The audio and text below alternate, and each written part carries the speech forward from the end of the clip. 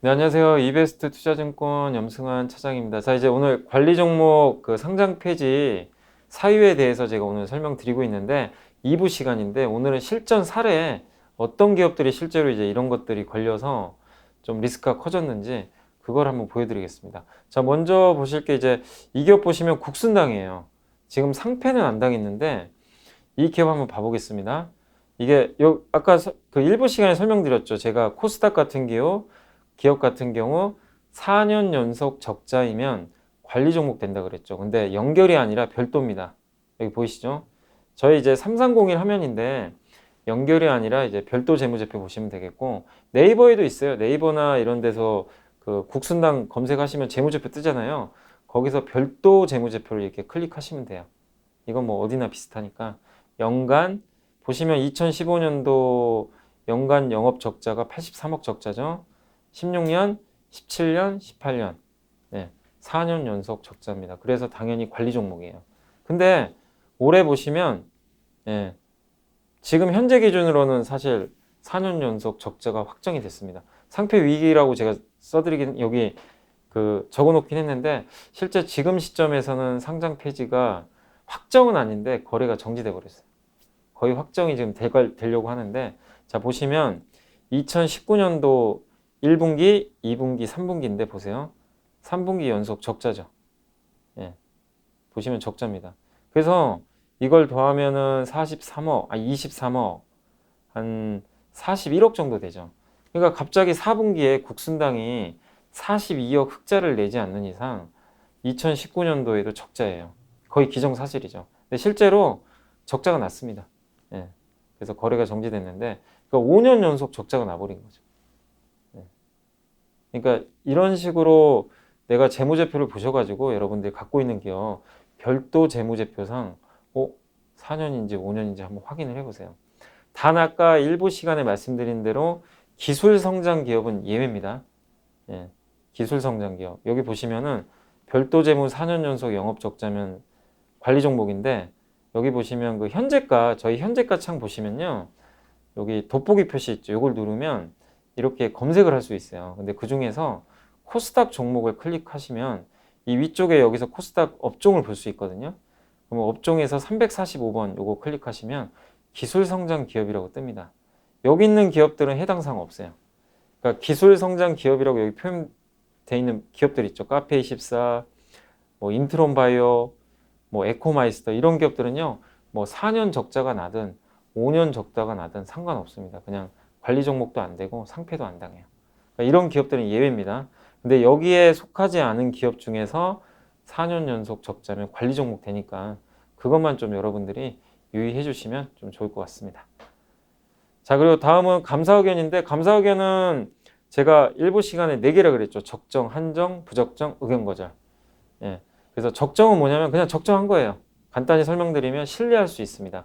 그래서 회계사가 이 기업 재무제표는 신뢰할 수 있습니다. 제가 인증을 합니다. 도장을 확 합격 도장을 찍어주는 거죠. 그러니까 이거는 아무 상관없죠. 이건 당연한 거죠. 예. 그리고 한정은 뭐냐면은 감사 범위가 좀 제한되어 있는 거예요. 그러니까 회계사가 감사를 하는데 약간 이제 기업 회계 준칙에 일부 따르지 않는 것들이 이제 회계 그 재무제표상 발견이 된 거예요.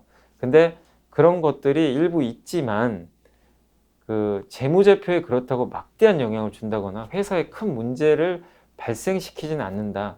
이렇게 이제 그 재무제표 이 감사 의견을 낸 거예요. 회계사가. 막대한 영향을 주는 건 아닌데 약간의 문제는 있다.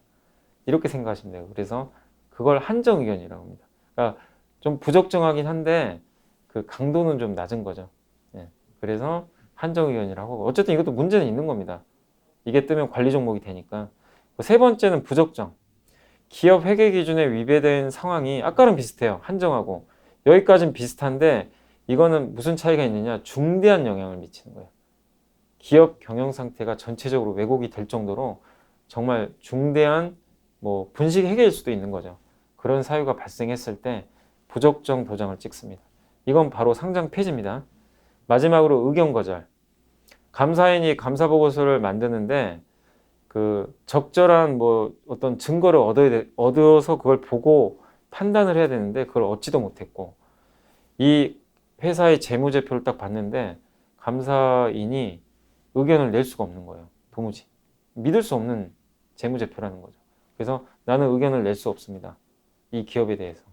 그래서 기업 존립의 의문을 제기할 만한 객관적인 상황이 중대한 경우, 그래서 이런 경우는 의견 표명이 불가능하다.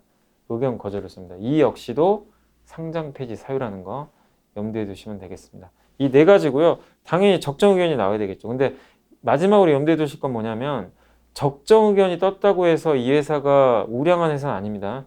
그러니까 뭐 100억 적자가 나는 기업, 200억 적자가 나더라도 정말 이 회사는 손실이 이렇게 큰데도 불구하고 그 재무제표 원칙대로 깨끗하게 썼다. 예. 그래서 이걸 혼동하시면 안 돼요. 적정 의견은 재무제표가 기준에 맞게 작성이 됐다는 거지 그 자체가 건전한 회사는 아니라는 거예요. 예. 그거는 꼭 그러니까 감사보고서 적정 의견이 떴어요. 아, 이 회사는 이제 믿고 투자해도 되겠다. 우량한 기업이야. 이건 아닙니다. 그건 절대 착각하시면 안 되고 그냥 감사 보고서상 기준에 맞게 썼다. 이것만 염두에 두세요. 자, 그래서 이 네 가지 요거는 잘 구분해서 보시면 되겠습니다. 3월 달에 항상 이런 거 뜨니까 염두에 두시고 실제로 이게 케어젠 제가 일부 시간에 케어젠 한번 말씀드렸죠. 케어젠의 감사 보고서인데 2019년 3월 18일 날 감사 보고서가 나왔는데 보세요.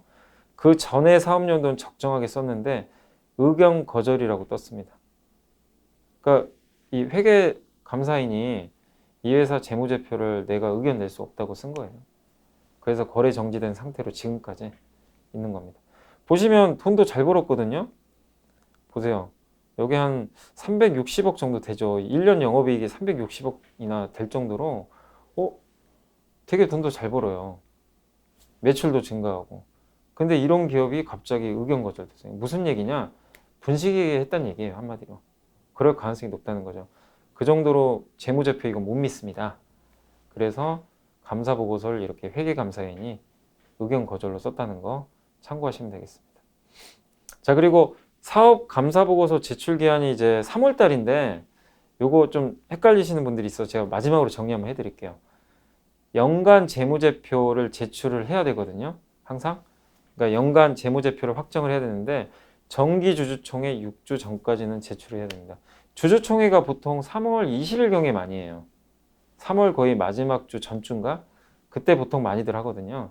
그래서 3월 마지막 주 한 주 전에 보통 하는데 주주총회 날짜가 회사마다 잡히잖아요. 그러면은 그 잡히는 날짜 6주 전까지는 1년간의 재무제표를 확정을 해야 됩니다. 제출을 해야 되고 그다음 아까 말씀드린 감사보고서 있죠. 이 회계감사인이 감사보고서를 마지막 도장을 찍는데 그 감사보고서는 정기주주총회 일주일 전까지 무조건 나와야 돼요. 보통 보면은 주주총회 일주일 전인데 안 나오는 기업들이 가끔 있어요. 그런 기업들 갑자기 거래 정지당하는 경우들도 가끔 발생하니까 주주총회 일주일 전에 감사보고서 내가 가지고 있는 종목인데 주주총회 1주 남았어요. 근데 감사보고서 안 나왔어요. 바로 회사에 전화를 하세요. 왜 안 나왔냐? 되게 중요한 겁니다. 그래서 요건 꼭 기억을 해주세요. 주주총회 1주 전까지는 감사보고서 반드시 나와야 됩니다. 사업보고서는 사업연도 종료, 그러니까 12월 30일 날 끝나잖아요. 사업연도가 3월 30일까지 내야 돼요. 예. 그래서 3개월 이내니까 보통 3월 30일까지 내면 된다. 분기, 반기 보고서는 45일 이내. 예. 그래서 그 분기 보고서 같은 경우는 1분기 보고서는 3월 31일 날 끝나니까 4월 15일까지 내면은 된다라고 생각을 해주시면 되겠습니다. 자, 그래서 여기 보면 차바이오텍이 한때 난리가 난 적이 있어요. 진짜 작년에 감사보고서 제출 안 한 거예요. 날짜가 다가왔는데 여기 보세요. 차바이오텍 3월 21일, 3월 20일 차바이오텍 감사보고서 제출 지연으로 주가 10% 급락. 이날입니다.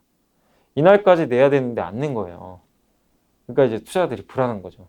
이거 뭐 문제 있나 보다. 그래서 일단 이제 주가가 폭 나간 겁니다. 근데 결국 내긴 냈어요. 한 2, 3주 후에 간신히 냈습니다. 감사보고서 제출 시한을 넘겨서 제출을 했고 그날 이제 주가는 보시다시피 뭐 급락했죠. 제출을 했는데 투자자들이 이제 신뢰를 못 하는 거예요. 이 기업에 대해서. 그래서 주가 많이 빠졌어요. 되게 중요한 겁니다. 그래서 3월 말로 갈수록 여러분들 감사보고서 내가 가지고 있는 기업들 진짜 나오나 안 나오나 정말 잘 체크를 하셔야 됩니다. 잘못하면 정말 당해요. 예. 차바이오텍이 작년에 그래서 한번 좀 이런 좀 황당한 상태가 좀 발생한 적이 있어서 설명해드렸고, 자, 그리고 이제 자본 잠식이 50% 이상이면 제가 관리 종목이라 그랬고, 전액 잠식이면 상패라 그랬잖아요. 뭐냐면 자본 잠식은 예전에 이제 재무제표 시간에 한번 언급드렸습니다. 자산, 부채, 자본 총계가 있죠. 회사가, 그러니까 이 회사가 뭐 치킨집이라고 하면 내가 1억 가지고 시작을 한 거예요. 남의 돈 1억 빌려가지고 이 두 개 더하면 2억이잖아요.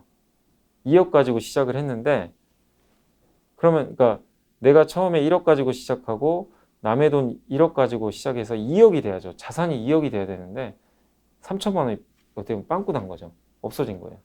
무슨 얘기냐? 3천만 원 적자를 봐가지고 손실을 본 거예요. 결손금이 생겼어요. 이익을 내서 이거 늘려나가야 되는데 3천만 원이 없어져 버린 거예요. 그걸 결손금이라고 하고 1억에서 3천을 빼면 7천만 원이죠. 그게 자본 총계예요. 그래서 결손금이 생겨서 자본 총계 1억에서 3천 빼면 7천만 원이죠. 이 자본 총계가 7천인데 자본금이 1억이죠. 자본 총계보다 자본금, 그러니까 자본 총계가 자본금보다 작아지는 상황. 이거를 자본 잠식이라고 합니다. 그래서 관리 종목 사유가 제가 50% 이상이라고 그랬죠. 예. 자본 잠식률이 50% 이상. 무슨 얘기냐? 결손금이 5천만 원이에요. 그러면 자본금 1억이죠. 1억에서 5천 빼보세요. 5천만 원이죠. 그러면 자본금 대비해서 지금 손실률이 5천만 원이니까 50%죠. 이런 경우를 우리가 자본 잠식률 50% 이상이라고 그래요. 만약에 6천만 원 까먹었어요. 그럼 자본 총계가 4천이죠. 60% 자본 잠식률이에요. 관리 종목 됩니다.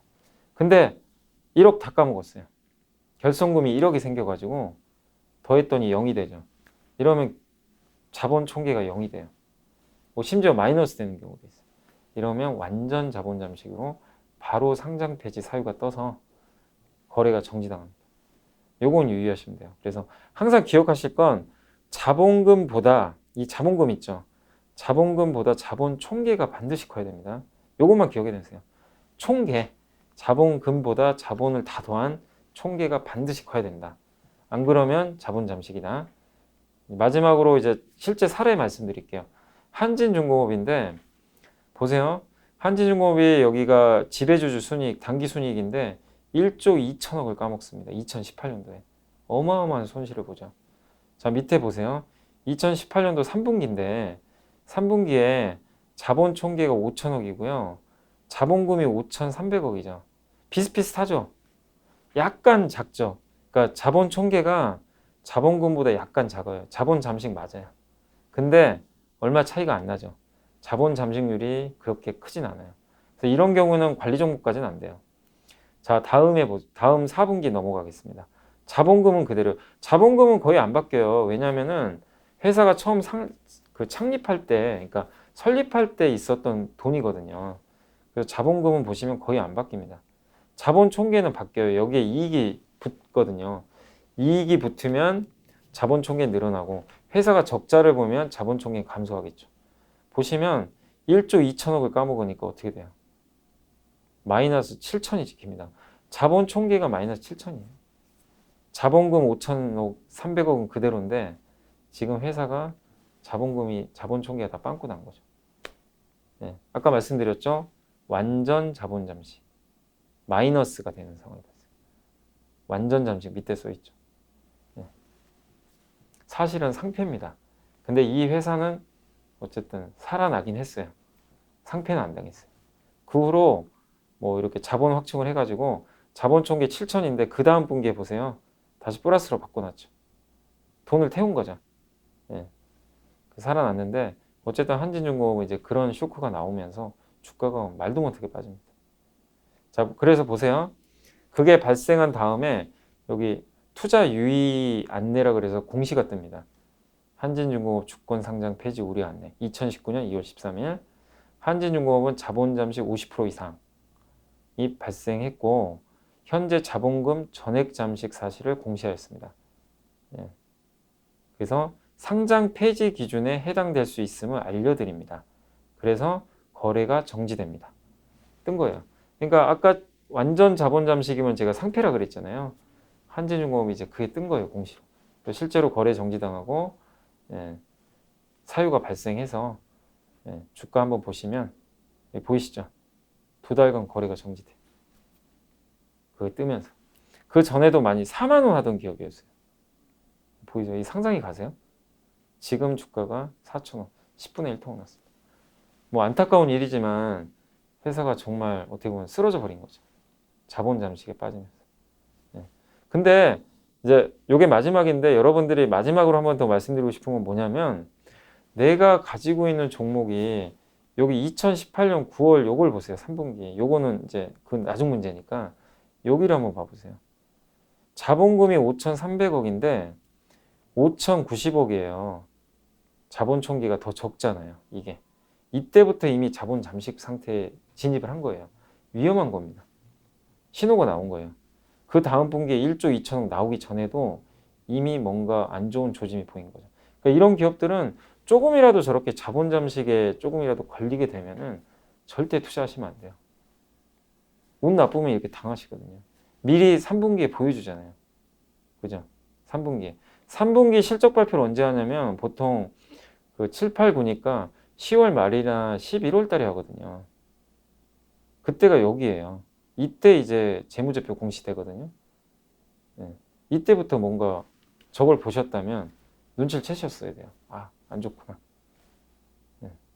그러면 그 다음에 손실은 막 당하지 않을 수도 있겠죠.